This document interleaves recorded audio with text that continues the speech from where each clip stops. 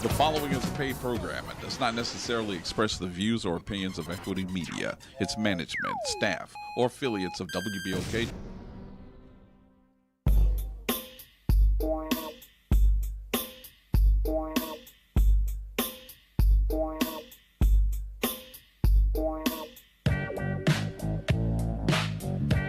Greetings and salutations. We welcome you once again to Black to Business on WBOK, 12:30 a.m., the New Orleans Regional Black Chamber of Commerce radio show. Today, and I hope you're having a good lunch, because it is lunch hour. Hey. And it is hump day. So happy hump day, and I hope you're not humping too hard. But you know, with every curve, you got to get to the top. With every mountain, with every hill, you got to get to the top of the hill. So you've been climbing all week. Now you're at the top. Now it's time for the descent. It's time to go down. And it's time for it to go down. And with me today is none other than the person that always makes it go down and helps it to go down all the time in a grand fashion, in a grand venue. I have with me today none other than the 2026 King of the Crew of Athena, Carnival Club Incorporated, pediatric rehabilitation medical doctor, and owner of Doc Mo Show, Brother Dr. Maurice Solis. Brother Solis, Hey. can you tell the listening audience who you are, and what's your educational and business background? Thank you so much for having me on here, Cool You're Line. welcome. This is an amazing season. Everybody knows me knows Carnival's my favorite time of year. Right. And I think it's because here in New Orleans, we get to be professionals and community members at the same time. You don't have to pick. There So it is. my background that's important at work is I'm a Southern alumni. I went there for Touche. undergrad. Come on now, Jaguars. Oh, yeah. I got my MD and my PhD from Harvard, a little school up in the Northeast. Hi. He got the Southern hat here.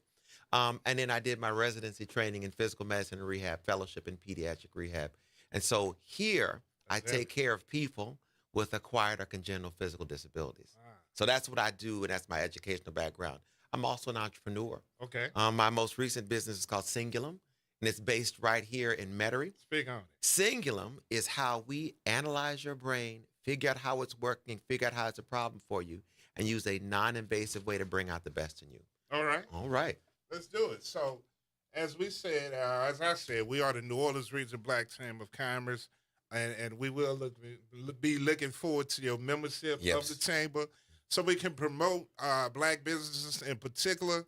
But if you want to be a member of the chamber, you can reach out to me at 504-343-1138 or nrrbcc.chairman2025@gmail.com. So we have a plethora of opportunities for you to be a member. So, Brother Shows, what is your educational? You already told me about your education background. Tell me about your business.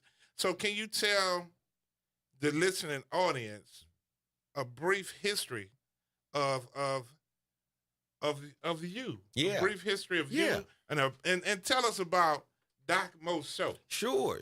So when I was in medical school, the only legitimate way to be a doctor, to be a real doctor, was Okay. to be practicing at a big teaching hospital with a title longer than your name. Right. Make sure you'd have medical students and residents hanging on your every word, just like they have on TV.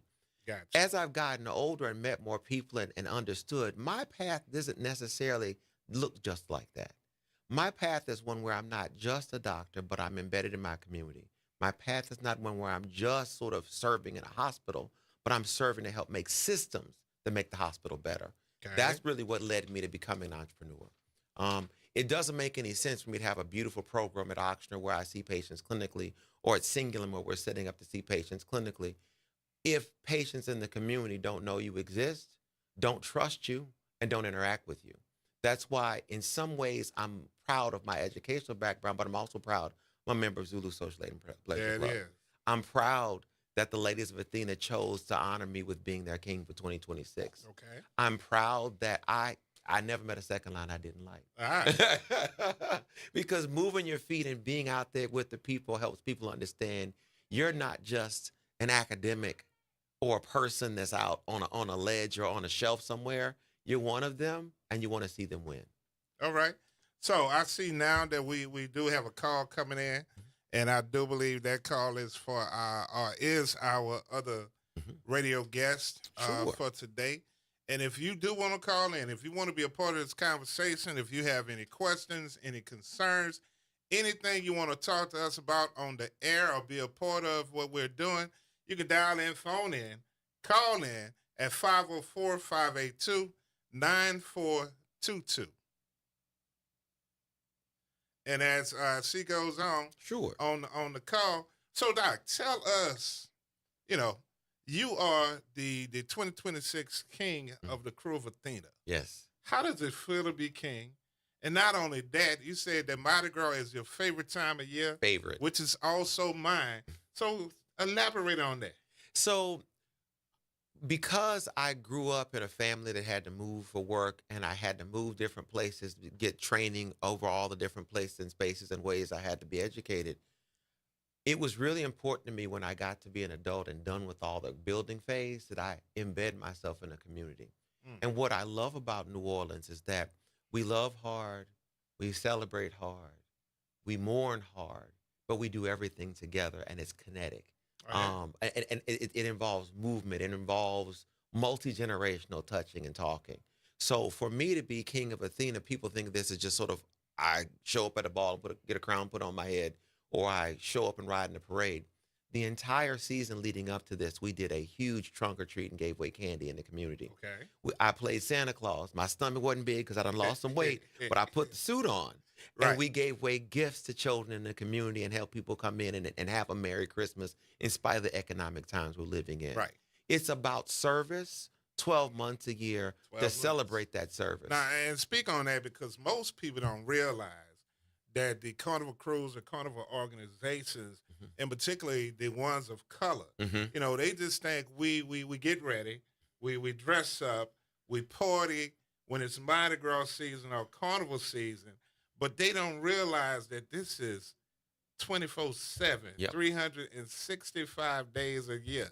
The only day we may take a break is on Ash Wednesday. And I that's will it. sleep that day. So other than that, it's nonstop. It's go action the full time. Yeah. So enlighten everybody on that. And a good example I say is during COVID. Okay, we were trying to encourage people to get their COVID shot because you needed to get your shot, Right. So to keep the spread of that disease from going around killing people. Well, the health folks can talk about it. The mayor and the city council can talk about it. But Big Shot from Zulu Social Aid and Pleasure Club said, I'm Big Shot and I'm encouraging you to get your shot. Right. Okay? Get your shot so we can party together this carnival. It helped people understand how something that seems sort of theoretical and out there affected their daily life, not just for their health, but things they plan to do, celebrate, and center around. Oh yeah. So and as we speak about Mardi Gras, and I'm a former witch doctor 2022. So we always talk about the weather. And if you're a witch doctor, you didn't have good weather, then you always in the history books of Zulu as not being a good witch doctor. Yes. So as we can reflect and say that COVID came and we did not have Mardi Gras in 21. And originally I was running 24, 21. And because of COVID, we didn't have elections, we didn't have Mardi Gras. But if we can look back at the history and look at the date of Mardi Gras Day of 21, it was so cold, it was ridiculous. Ooh. And although we had no Mardi Gras, nobody really left their homes or did anything on that Fat Tuesday. I decorated my house. So I actually, Right. I had a sculpture up of one of the Mardi Gras Indians, and he came outside of my house and played Indian Red for me. Wow. Mardi Gras Tuesday. I would like to say I had pictures, but the tears in my eyes kept me from seeing. Okay. But Yeah. it's so that was a crazy carnival, but it was one of the most impactful carnival days I've ever had. Okay.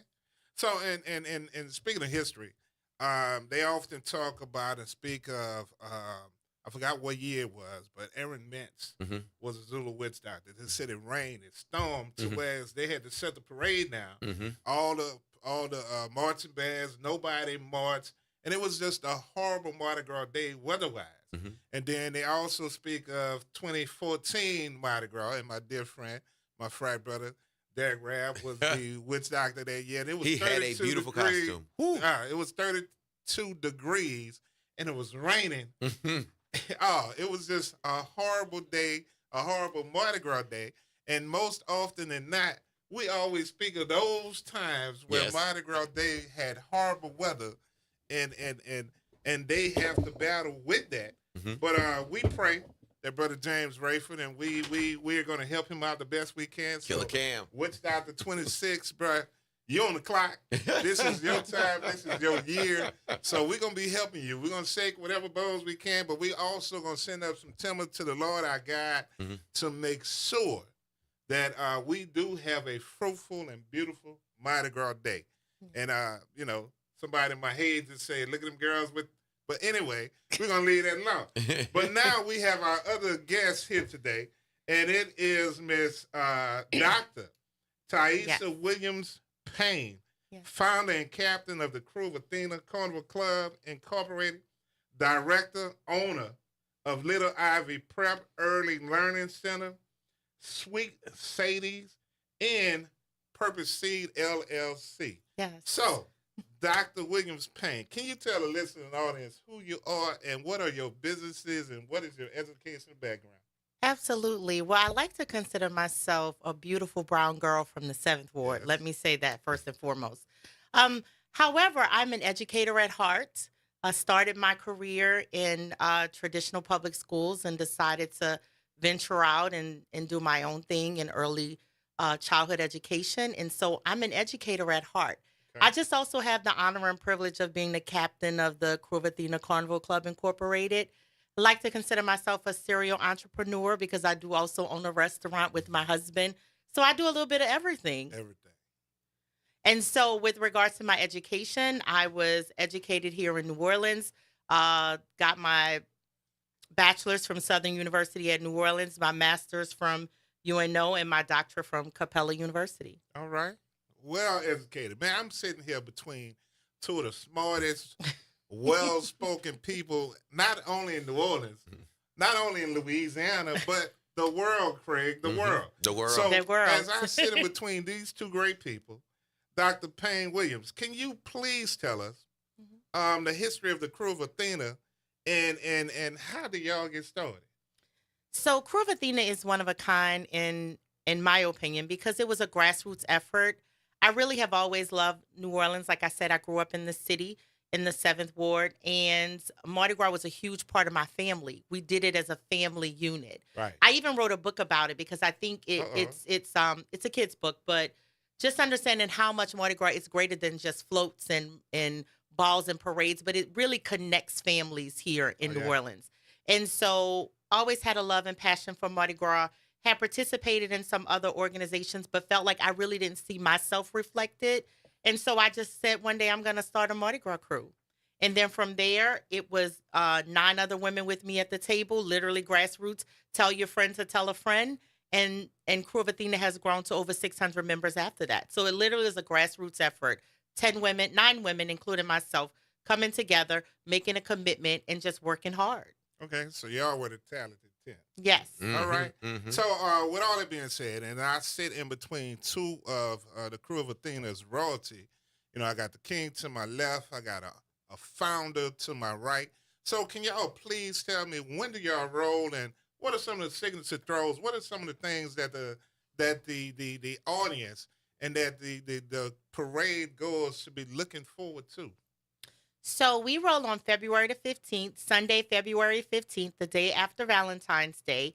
And we have our signature hand-decorated fedora hats. Our members spend all year long preparing these hats. They are beautiful. They are gorgeous. I see people wearing them out in public because it's not just a novelty. Right. And so please, if you're on the route, make sure you make your signs. Throw me a fedora.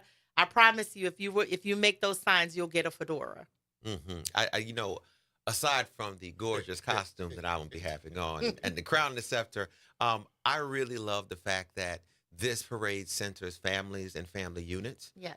So sometimes people feel like, well, I want to go to some parades with my boys or some parades with my homegirls or some parades with my cousins. This is a parade you can come to with your kids, your parents, your grandparents. Everybody can come out there together and be welcomed. And I think there's a place and space for that. The second thing is, I really, really love how this show centers entrepreneurship in the Black Chamber of Commerce.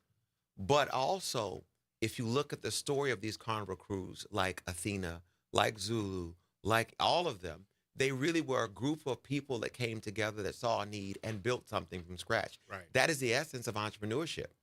That is the essence of entrepreneurship. And in the case of these carnival crews, their entrepreneurship is towards community enrichment. It's towards making sure we have a tradition that binds us together. But it's entrepreneurship just the same. Oh, yeah. And one of the things that I speak of always about the resiliency of a Black New Orleanian, you know, we've been through slavery, we've been through Jim Crow, we've been through all of the storms, the hurricanes, everything, COVID, but we've always been that drumbeat. We've always been that force that was able to keep everything going. After Katrina, you know, everybody was looking to see, hey, is Mardi Gras coming back?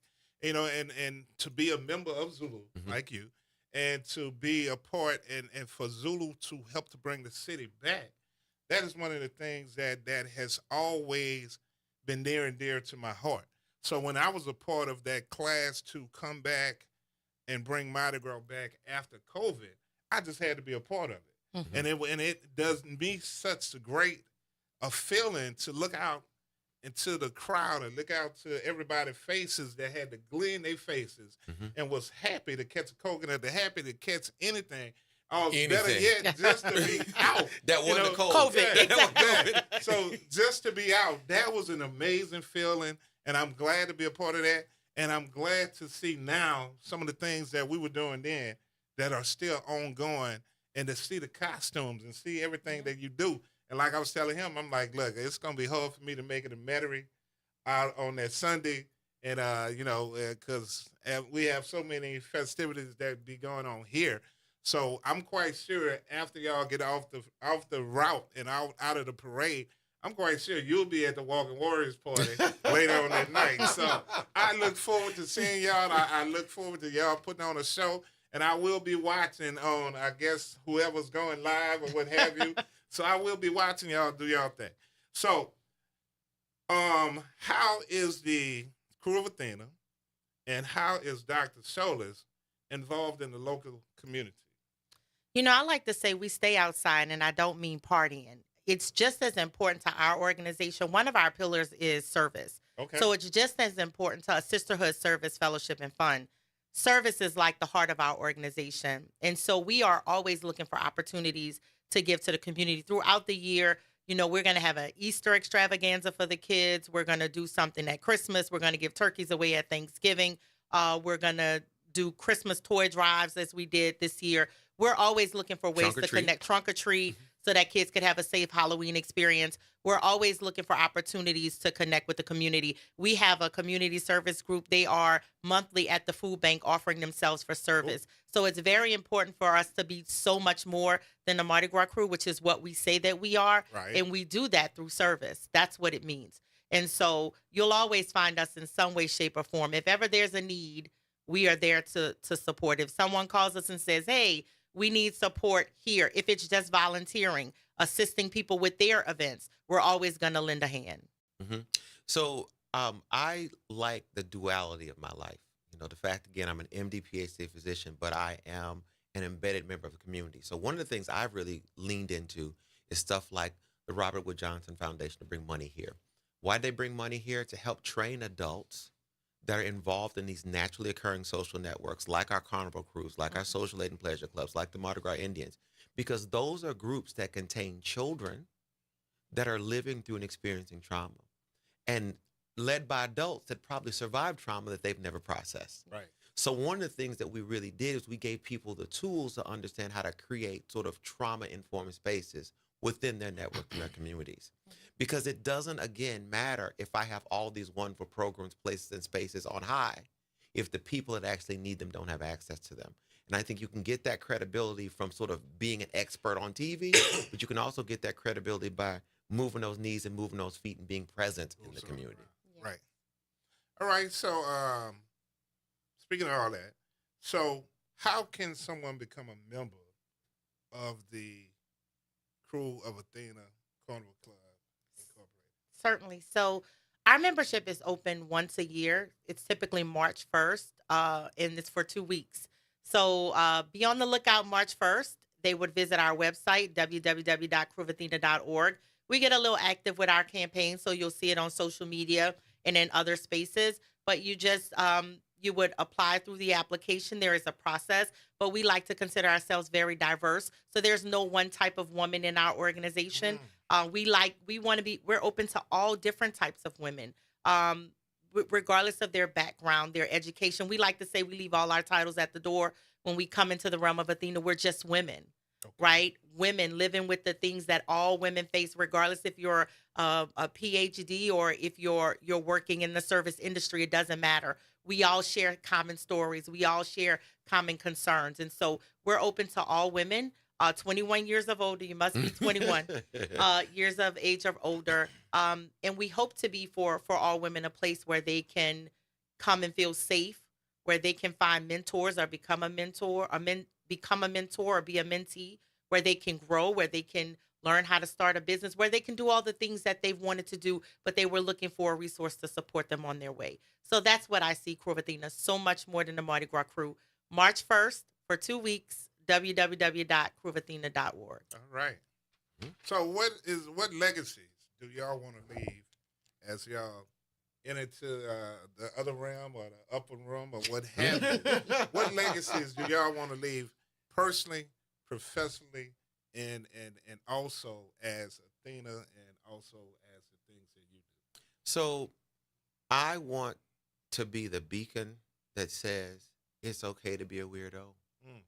It's okay to not know if you're fish or fowl. It's okay to say I like all things and not some things. And it's okay to walk to the beat of your own drum as you make your process. I think when we started this conversation, I said I went to Harvard for my MD and my PhD, and they breed department chairs and they breed presidents of systems. And it's a very staid, very serious way that they see you're supposed to apply your doctorship. I'm living proof that you can be just as serious of a doctor, just as impactful of a doctor, but second line on Sundays. I'm living proof that you can love art and geek out over animals and still know how to take care of patients in a way that's respectful and professional. And so anybody out there that feels like they are a total weirdo and they don't fit in anywhere, I'm living proof that you too can be a king. I'm living proof that joy can come to you. And that's what I want people to know from me. I love that. I think for me, my legacy, it's complex in that there's a couple of things I want. Okay. I want my children to know that everything that I did was for them to see the world in a different way, different than how I was able to see the world. And my parents did a good job of showing me more, but my prayer and my hope is that they've seen more than I've ever seen. I always say my daughter is my multiplier because my hope is that she will multiply whatever it is that I am. Same for my son.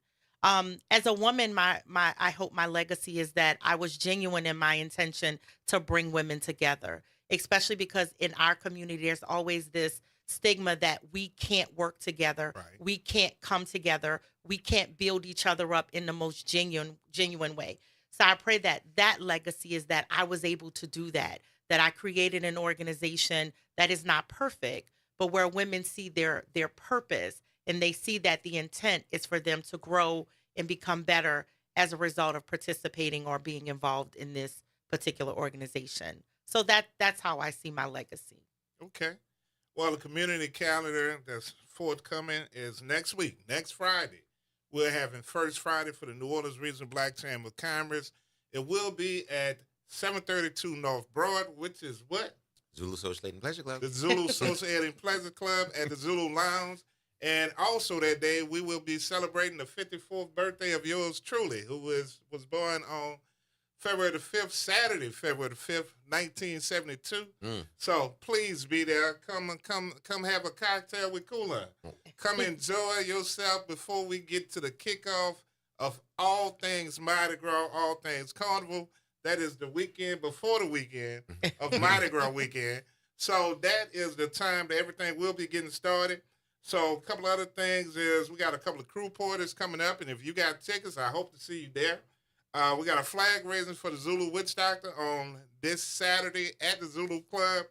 And prayerfully and hopefully we will be setting up some timber so it can be a little warm. You know, we may want it a little brisk, but we want it to also be warm. And on that same day is the funeral services for our Grand Marshal, Brother Norman Boogie Thomas. We will be laying him to rest that day, and it will be in true Zulu fashion. So anybody and everybody, if you're around, just show up and pull up on Broad Street in front of the Zulu Club after the funeral, and you will see an amazing second line. Unlike the ones that everybody go to on all those Sundays, this will truly be in Zulu fashion to honor our Zulu Grand Marshal who's been boogieing, and I guess that's why he got the name Boogie, but he's been boogieing forever. I've never known a different one. Everything for Zulu ever since I've been around. Yes.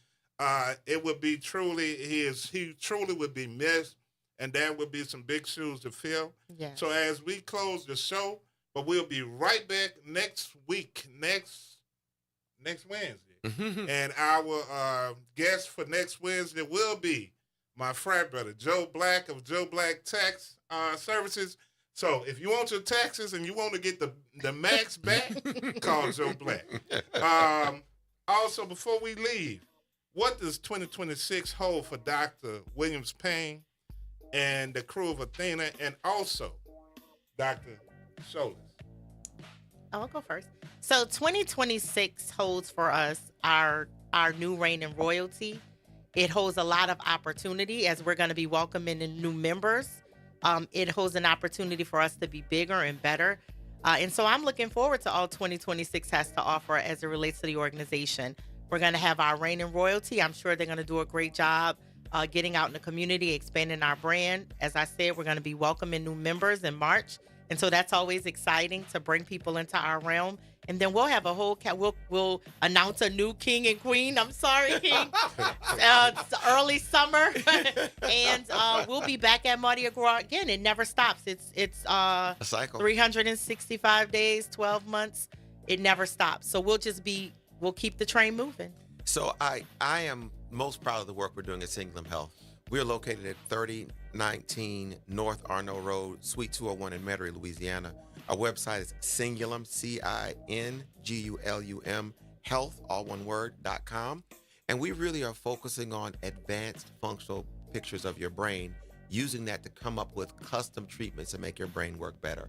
So if you suffer from a brain injury, if you suffer from problems after you've had brain surgery, if you have problems because you had a stroke, if you have problems because you're getting older and you feel like you're losing a step, we are the people that put together precision solutions for you. And I'm happy those precision solutions are targeting us in our community, so we're getting the new stuff first rather than last. All right. We'll be Black at you next week here on Black to Business.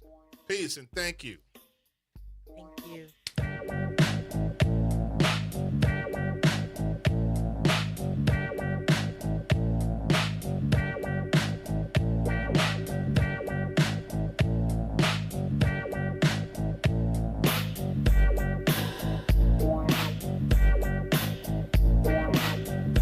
The following is a paid program and does not necessarily express the views or opinions of Equity Media, its management, staff, or affiliates of WBOK.